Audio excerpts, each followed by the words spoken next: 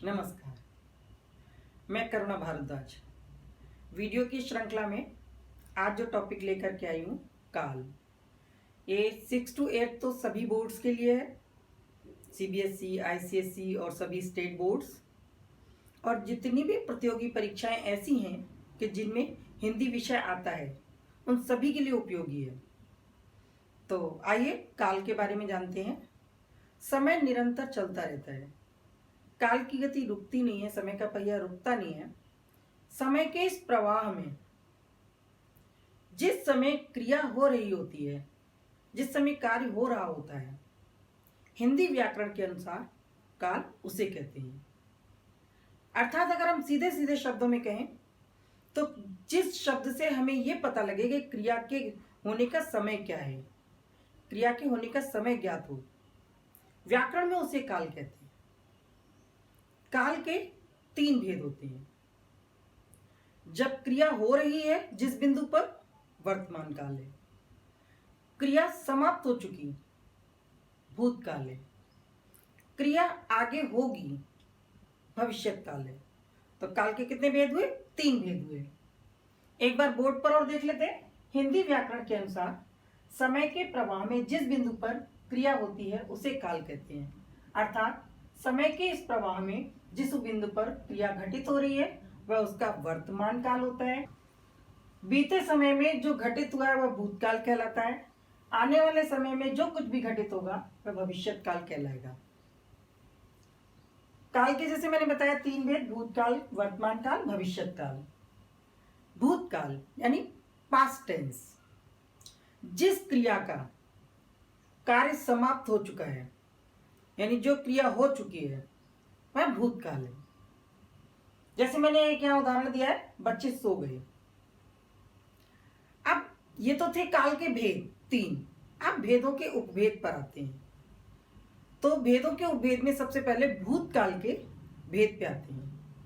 भूतकाल के 6 भेद होते हैं। सामान्य भूतकाल, आसन्न भूतकाल, पूर्ण भूतकाल, अपूर्ण भूतकाल, संदिग्ध भूतकाल, हेतु एकमत भूतकाल। तो काल के इस प्रकार से भूतकाल के 6 भेद हुए। तो आइए भूतकाल के भेदों की परिभाषा, उसका विवरण देख लेते हैं। तो सबसे पहले सामान्य भूतकाल। मैंने इसको इंग्लिश से भी रिलेट करके बताया ताकि आपको अच्छे से समझ आ जाए। सामान्य भूतकाल यानी सिंपल पास्ट।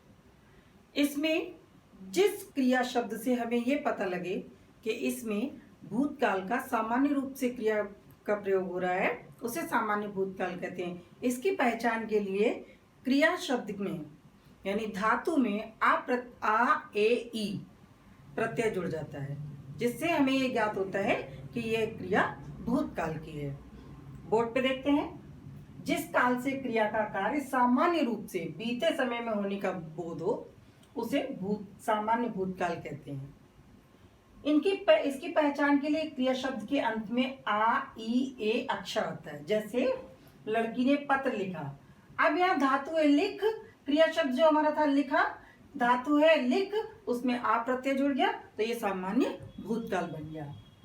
अब आते हैं आसन्न भूतकाल। आसन्न भूतकाल माने रिसेंट पास्ट, यानी जस्ट नाउ, जो क्रिया अब बिल्कुल अभी अभी खत्म हुई है।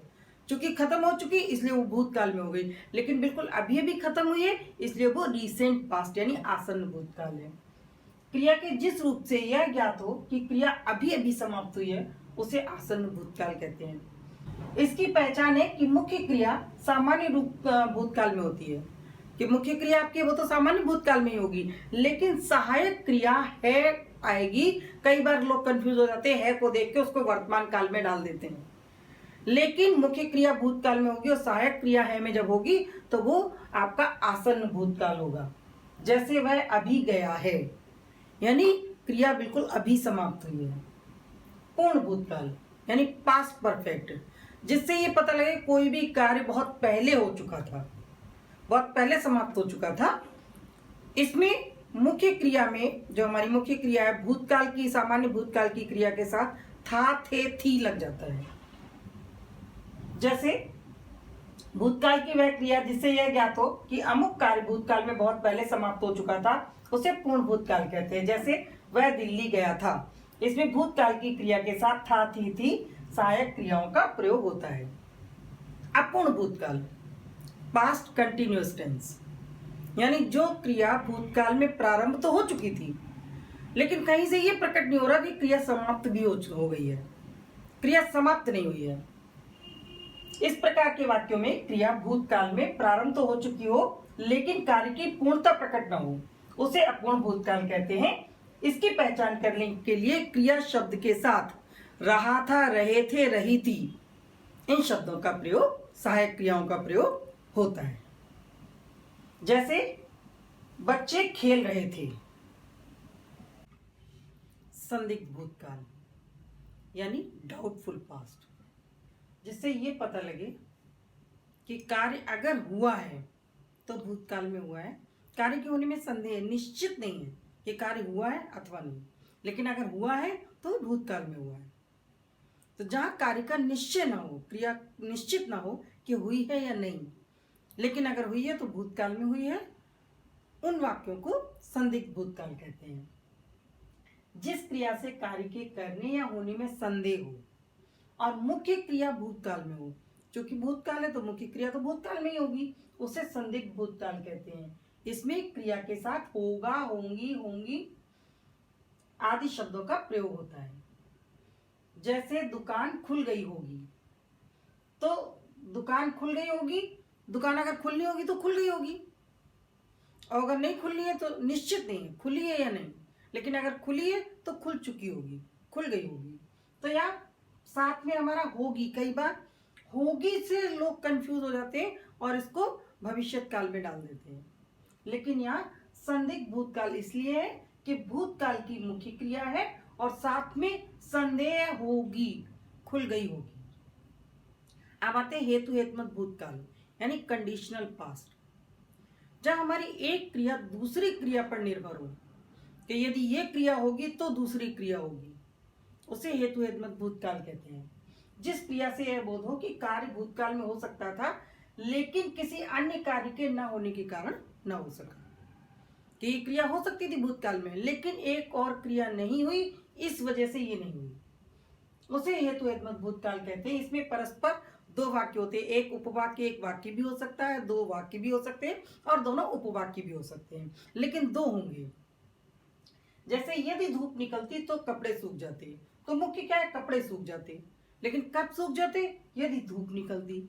यदि मैं समय से पहुंचता तो ट्रेन पकड़ लेता, ट्रेन कब पकड़ लेते, यानी ट्रेन पकड़ने की क्रिया कब होती, यदि समय से पहुंच जाती, यदि मेहनत करते तो सफलता प्राप्त होती।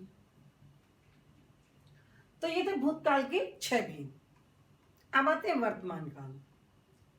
जिस क्रिया शब्द से ये पता लगे कि वर्तमान समय में, समय के वर्तमान बिंदु पर ये कार्य हो रहा है, उसे वर्तमान काल कहते हैं।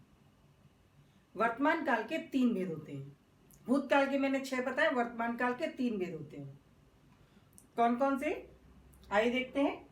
वर्तमान काल में सामान्य वर्तमान काल, अपूर्ण वर्तमान काल और संदिग्ध वर्तमान काल। सामान्य वर्तमान काल यानी वर्तमान समय में सामान्य रूप से जिस क्रिया का प्रयोग हो उसे सामान्य वर्तमान काल कहते हैं। इस क्रिया में इसकी पहचान के लिए ता ते ती, धातु में ता ते ती शब्द जुड़ जाता है और सहायक क्रिया है, हूं, हो आदि का प्रयोग होता है। जैसे वर्तमान काल की जिस क्रिया से कार्य के वर्तमान समय में करने या होने का बोध हो उसे सामान्य वर्तमान काल कहते हैं।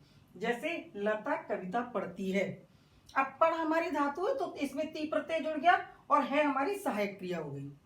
इसमें धातु के साथ ता ती ते जुड़ जाता है तथा सहायक क्रिया है। अब ये है एक वचन में आता है बहुवचन में आता है, हूं मैं के साथ आता है और हो करती हो जाती हो के साथ प्रयोग होता है। वर्तमान काल का दूसरा भेद अपूर्ण वर्तमान यानी प्रेजेंट कंटिन्यूअस टेंस। जिस क्रिया से यह पता चले कि वर्तमान समय में प्रारंभ हो चुका था और कार्य भी जारी है, चल रहा है, समाप्त नहीं हुआ, उसे अपूर्ण वर्तमान काल कहते हैं। इसमें यहाँ पर देखिए कि जिस क्रिया से पता चले कार्य वर्तमान काल में प्रारंभ होकर जारी है, अभी समाप्त नहीं हुआ, उसे अपूर्ण वर्तमान काल कहते हैं। कई बार भविष्य में होने वाले कार्य का संकेत करने पर भी, कार्य का संकेत करने के लिए भी इस काल का प्रयोग किया जाता है। जैसे हमने यहाँ दोनों तरह के उदाहरण दिए। नितिन खेल रहा है, ये तो सामान्य आपका अपूर्ण वर्तमान काल है कि यहाँ रहा है, आपका वर्तमान समय में चल रहा है।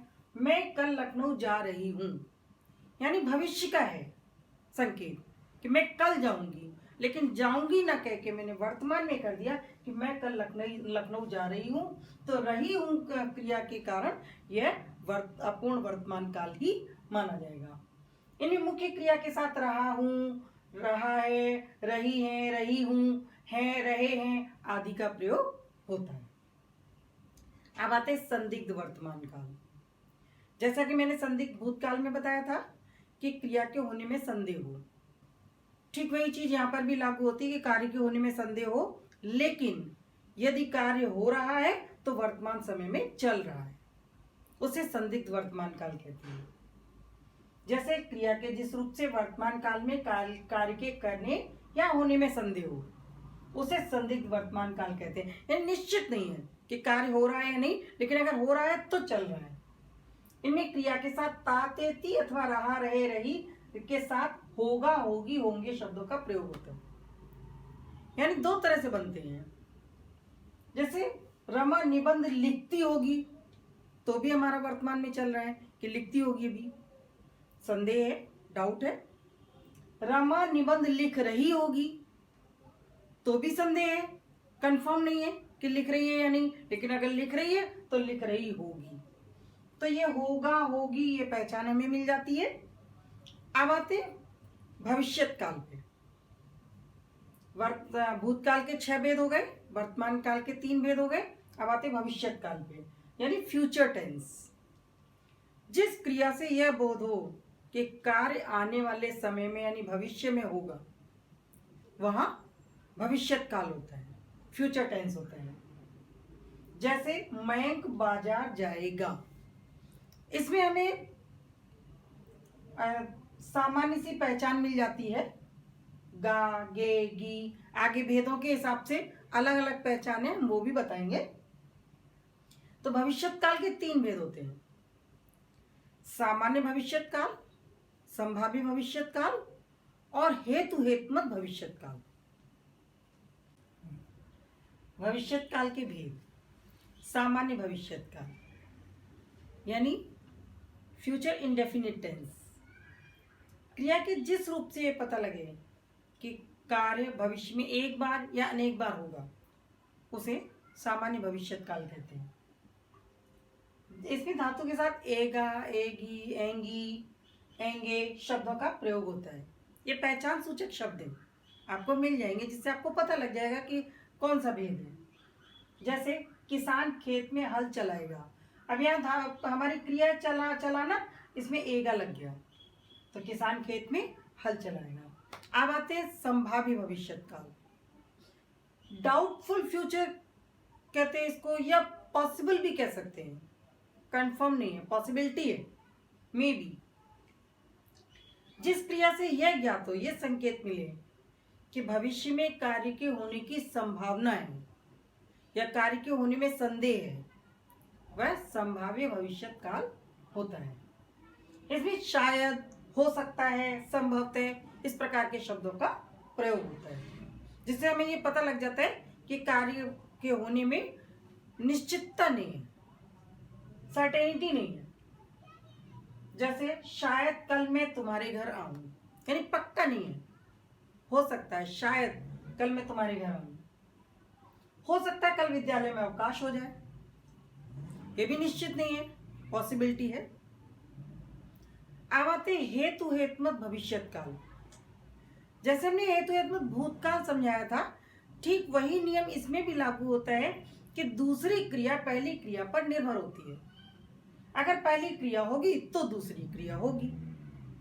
तो जिस क्रिया के भविष्य काल में होने में पहली क्रिया पर निर्भरता हो, पहली क्रिया पर निर्भर हो, वो हेतु हेतुमत भविष्यत काल होती है। जैसे यदि छुट्टियां होंगी तो घूमने जाएंगे, यानी घूमने कब जाएंगे? अगर छुट्टियां होंगी। हमारा घूमना निर्भर किस पे? पहली क्रिया पर। पहली क्रिया क्या है? छुट्टियों का होना। दूसरा, कई बार ऐसा होता है यदि शब्द नहीं आता लेकिन फिर भी वो हेतु हेतुमत भविष्य काल होता है। जैसे तुम बुलाओगे तो मैं आऊंगी, यहां मैंने यदि नहीं लगाया, लेकिन मैं आऊंगी मुख्य क्रिया हमारी ये है, मैं आऊंगी। तब कंडीशन क्या है? पहली क्रिया पर निर्भर है, बुलाओगे। तुम बुलाओगे, बुलाओगे तो मैं आऊंगी। तो जहां पर आपकी दूसरी क्रिया पहली क्रिया पर निर्भर हो वहां हेतु हेतुमत भविष्यत काल होता है। ये थे काल के भेद। इससे संबंधित, विषय से संबंधित आपके मन मस्तिष्क में अगर कोई भी प्रश्न हो तो आप कमेंट बॉक्स में अवश्य लिखें, हम उसका उत्तर देंगे। इस तरह से जब आप पढ़ेंगे तो ये रटना नहीं पड़ेगा, आपके दिमाग में इसके सारे नियम बैठ जाएंगे और आप जितना भी अभ्यास कार्य करेंगे वो आपका एक एक अभ्यास कार्य सही होगा। अगर आपको ये विवरण पसंद आए तो इस वीडियो को ज़्यादा से ज़्यादा लाइक करें, शेयर करें और सब्सक्राइब करना न भूलें। धन्यवाद।